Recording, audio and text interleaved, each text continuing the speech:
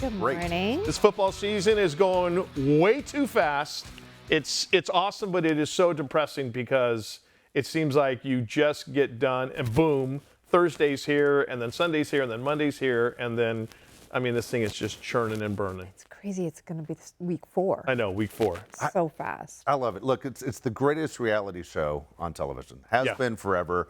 It seems to get better every single Sunday. I mean, it's incredible. I know we have teams that haven't won a game. Yeah. I don't know if that's good for the league or not. I know the league sets this up through the draft and free agents and salary caps. Right. Where every team is supposed to be about a 500 team, and then things happen. Well, all of a sudden, you have 6 teams that can't win. We're looking for coaches to be fired already. Fan bases are losing their minds. And then you have the teams that already are saying, hey, I think we'll have a Super Bowl team. But I think there are a lot less of those that in reality you go, hey, here's my chance to say this is a Super Bowl winning team.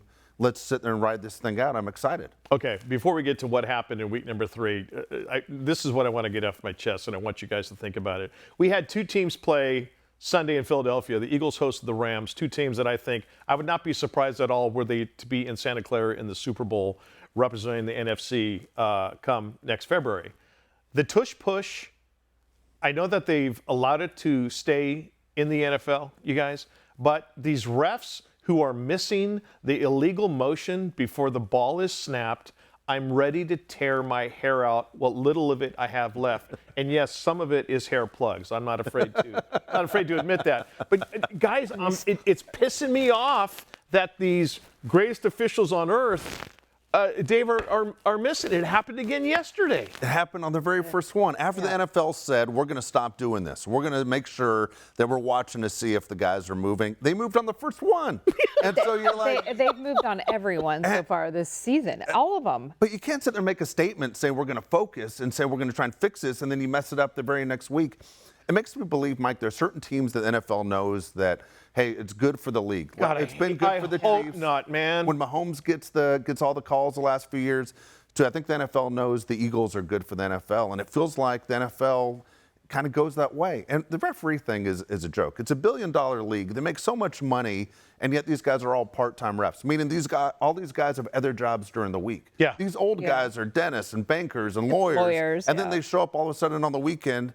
It's insane that they have part-time officials in a league this powerful. Yeah, and NFL, how about you give them shirts that fit, that aren't smediums? I mean, every time there's a penalty, it's like... It's like hockey. Yeah, exactly. That Rams-Philly game was maybe the best game of the weekend. And this was the weekend of blocked field goals. Yes. I have never seen anything like that in my life. In fact, the Eagles blocked 2, the last one, to preserve the game. Yep. They returned it for the touchdown. The Rams were going to win. They were going to win the game. Going to win. Right. Here's the deal. If you wagered on that game, even if the Rams missed that field goal, you're still going to win your bet. Right. But because it was blocked in return for a touchdown, you now went the other way. And then the Jets did the exact same thing. I mean, they ended up losing at the very end, but there was about a minute and a half left when they blocked a field goal and ran it back for a touchdown. So, Mike, do you want the rule taken out? No tush push at all? No, I just want it. Listen, if you look at the old paintings of what was American football when it was 18 guys on each side and the football was actually round, and I think it was Princeton playing somebody else, and it basically was just it looked like that. It was a rugby scrum. Yeah, 4 guys would die a game back in the good old days. Hey, who cares, man? As long as you had American football, I'm with you, Dave. No, but I think you have to regulate it more. And and I think you're onto something as far as the NFL knows which team is going to get ratings and which team is going to. If that is the fact, then it's basically professional wrestling with helmets. Yes, you're right. And it can't be. It's just got to be that proverbial even playing field. But the Rams and the Eagles are and we're going to get to our power rankings here in the second segment. But the Rams and the Eagles are definitely the cream of the crop. You know, Dave, when we were doing radio together in San Diego and we were covering the Chargers, we used to talk with Shane Steichen and Nick Sirianni all the time. They were just lowly, stupid assistants. And no one ever knew who they were. No one ever talked with them. It's just like, yeah, who's this guy? And now they both are head coaches of teams that are undefeated. Explain to me Daniel Jones and the Colts. Daniel Jones thing is amazing. What makes you wonder, was the media market too big for Daniel Jones? Was there too much pressure, right? Did it have too much to do with following a guy like Eli Manning to all of a sudden you go into a team like the Colts in the middle of nowhere? Yeah, I was in Indianapolis a few months ago, not impressed with that city. Amazed they even have a pro team there. There's nothing going on in Indianapolis outside of a Buc-ee's. There's nothing there. And then to sit there and do what he does and focus on football, and poor Anthony Richardson, who was just drafted 2 years ago, who now looks like he'll never get back on the field again. Right. It's incredible what the Colts are doing. I find myself almost cheering for the Colts a little bit because, again, their owner passed away a few months ago. No one considered them for anything.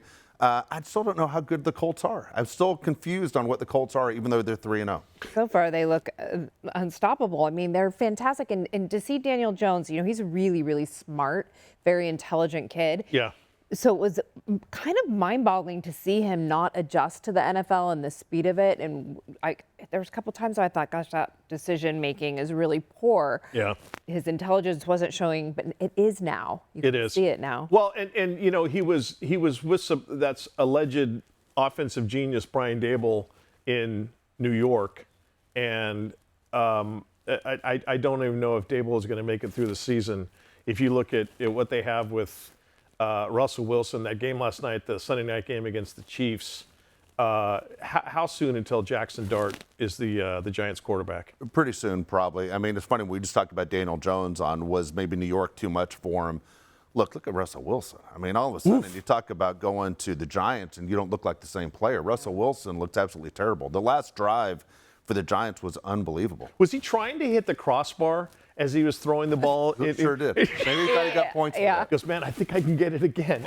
Yeah, right? I mean, he only rifled one up the tunnel on a play earlier. You're like, what's going on? It was bizarre. It was really bizarre to watch. It was. And the Jackson Dart thing, I know the fans love the backup quarterback when your team's not doing well. I don't know if Jackson Dart's ready to go. Brian Dable, you talk about making it through the year, Mike. I don't know if Brian Dable makes it through the week. I wouldn't be surprised if he is canned as well. It was also the day of the backup quarterback, and congratulations to Carson Wentz, who just, goes in there. Now, granted, Carson Wentz really didn't have to do a lot because the defense did a ton for our buddy Kevin O'Connell and the Minnesota Vikings. But you got Carson Wentz going in there and just kind of stays within himself, and the Viking ship just keeps on steaming ahead. Yep. Yeah. They looked really good. It was so surprising to see that. And another big surprise was seeing the Browns beat the Packers. You're right. It is the best reality show because every week you do not know what's coming. You talk about the Browns and they've got that quarter. It's obviously Joe Flacco right now, but it's kind of seems like it's going to be quarterback by committee. You've got some other quarterbacks though that. Like C.J. Stroud and the Houston Texans. Yes. That team is 0-3. And at the beginning of the season, I thought, man, this could be the Houston Texans' year. Now, whether it's poor coaching decisions, and I'm not going to blame it all on C.J. Stroud. I still think he's a hell of a quarterback. But he looks like he's either stagnating or he did take a step back. He kind of, it's weird. There's that clip going around on social media where it looks like he almost jinxed himself, where he went to Caleb Williams and said, hey, it's going to be okay. I'm going to show you how to play quarterback. Ever since he said that to Caleb Williams, he has not known how to play quarterback. It's really bizarre. But C.J. Stroud's not close to as good as he was after his first year. He's now in his third year, and he has definitely taken steps backwards. If I'm a Texans fan, I'm freaking out because you're in the easiest division technically to win. Yeah. You're in a division with the Colts, the Titans, the Jags. It'd be a cakewalk. All of a sudden, your team's 0-3. Texans are a mess. They are a mess. Trevor Lawrence is looking good once again with the Jacksonville Jaguars. We will not talk about the Raiders and Geno Smith. Just a little hiccup there in the nation's capital. But nonetheless, as Dave said, an incredible reality show, the NFL. And that certainly was week 3, which closes tonight, where you've got the Ravens hosting the Lions. All right. There were some incredible games in week number 3, as we talked about. Who impressed us enough to make it into our top 5 power rankings? We'll tell you as Offside Sports rolls on right after this.